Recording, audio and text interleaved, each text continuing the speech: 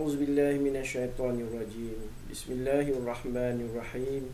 Assalamualaikum warahmatullahi wabarakatuh. Alhamdulillah. Alhamdulillahi rabbil alamin. Wassalatu wassalamu ala asrafil anbiya'i wal mursalin wa ala alihi wa ashabihi ajma'in. Murid-murid yang disayangi lagi dikasihi, semoga semua berada dalam keadaan sihat dan ceria selalu hendaknya. Alhamdulillah, alhamdulillah, syukur kepada Allah Subhanahu wa taala kerana masih memberi kesihatan yang baik kepada kita semua. Hari ini murid-murid bersama lagi dengan ustaz dalam proses pendidikan, iaitu PDPR, Pendidikan Islam tahun 5 dalam bidang adab, siri yang kedua, iaitu kita akan sambung daripada tajuk yang sebelum ini yang telah kita pelajari bersama. Baiklah murid-murid, sebelum kita memulakan pembelajaran kita pada hari ini, marilah sama-sama kita meladah tangan memohon kepada Allah Subhanahu wa taala agar mempermudahkan segala proses pembelajaran kita pada hari ini. Jom murid-murid sama-sama kita membaca doa sebelum belajar. A'udzubillahi minasyaitonirrajim. Bismillahirrahmanirrahim. Allahumma aftah alaina hikmataka wanshur alaina min khazaini rahmatika ya arhamar rahimin. Ya Allah, bukakanlah ke atas kami hikmahmu dan limpahkanlah ke atas kami khazanahmu. Wahai Allah yang maha pemurah lagi maha penyayang. Rabbi shrah li sadri wa yassir li amri wahlul 'uqdatam min lisani yafqahu qawli. Amin. Amin ya rabbal alamin. Mudah-mudahan dengan keberkatan doa yang baru kita baca sebentar tadi menjadi asbab Allah mempermudahkan dan memberkati pembelajaran kita pada hari ini. Baiklah murid-murid, seterusnya kita melihat objektif pembelajaran kita pada hari ini. Objektif pembelajaran pada hari ini ialah sambungan daripada yang kita belajar pada hari Ahad yang lepas. Jadi kita lihat objektif pembelajaran kita pada hari ini. Yang pertama ialah memperincikan kepentingan memelihara dan memelihara alam sekitar. Itu objektif yang pertama.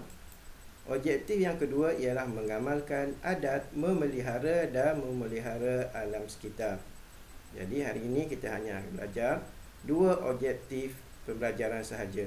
Jadi ustaz harap di akhir pembelajaran nanti kamu semua dapat menguasai kedua-dua objektif pembelajaran kita pada hari ini. Baiklah murid-murid yang dirahmati Allah Subhanahu wa taala, ustaz ada satu pengalaman yang ingin dikongsikan bersama kamu. Sewaktu ustaz dalam perjalanan pulang ke kampung, ustaz menggunakan Jalan Lebuh Raya Pantai Timur 2 ataupun LPT 2. Terdapat sebuah bas sekolah yang telah memotong kereta ustaz. Tiba-tiba ustaz ternampak satu tangan yang dikeluarkan dari tingkap bas tersebut, yang mana tangan tersebut memegang satu bungkus plastik dan dicampakkan ke atas jalan raya. Bungkusan tadi mengandungi sampah dan sampah tersebut bertaburan di atas jalan raya. Baiklah murid-murid, apakah tindakan kamu sekiranya kamu berada di dalam bas yang sama sewaktu kejadian itu berlaku? Baiklah murid-murid, ustaz rasa kamu semua akan menasihati, akan memberi peringatan kepada orang yang melakukan perkara tersebut, kerana ia adalah suatu perbuatan yang boleh menyebabkan berlakunya kemalangan jalan raya, dan ianya juga adalah suatu perbuatan yang tidak bermoral. Baiklah murid-murid, seterusnya ustaz akan menerangkan tentang kepentingan menjaga alam sekitar.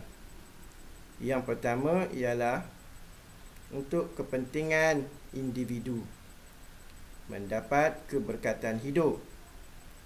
Kita orang Islam semestilah mencari keredaan daripada Allah Subhanahu Wa Taala. Kepentingan yang kedua kepada individu ialah menikmati suasana hidup yang sihat, ceria dan selamat. Yang ketiga, menyemai rasa syukur dengan nikmat alam sekitar yang Allah telah kurniakan kepada kita. Dan yang keempat ialah memupuk perasaan tanggungjawab terhadap alam sekitar di dalam diri setiap manusia.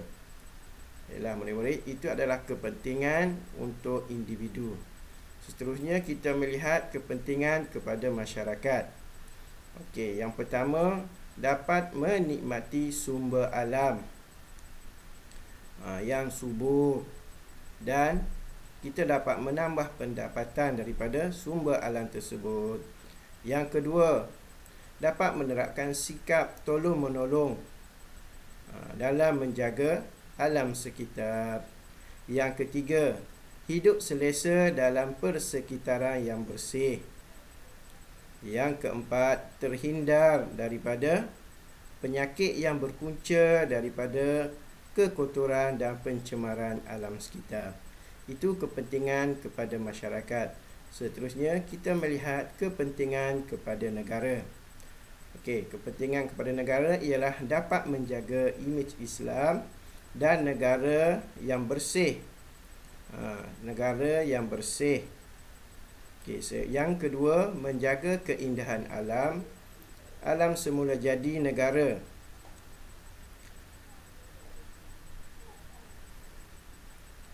Okey, menjaga alam semula jadi negara.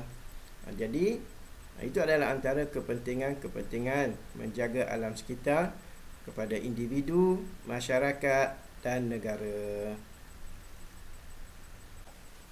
Seterusnya murid-murid, Ustaz akan menjelaskan cara mengamalkan adab menjaga alam sekitar. Di sini Ustaz akan bawa satu situasi. Pada minggu lepas telah dijalankan satu aktiviti gotong royong pembersihan longkang surau di sekolah.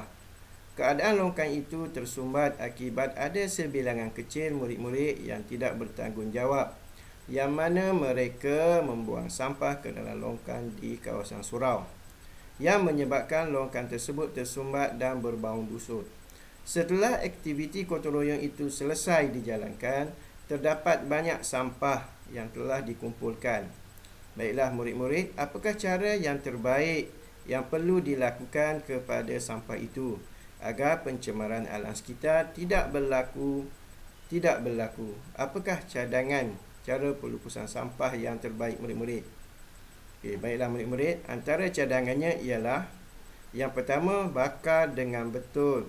Bakar dengan cara yang betul. Yang kedua, tanam atau timbus ke dalam tanah. Dan yang ketiga, diuruskan oleh pihak pembersihan yang telah dilantik. Jadi di antara ketiga-tiga, yang terbaik ialah yang ketiga itu diurus oleh pihak pembersih yang telah dilantik. Baiklah murid-murid, Ustaz akan menerangkan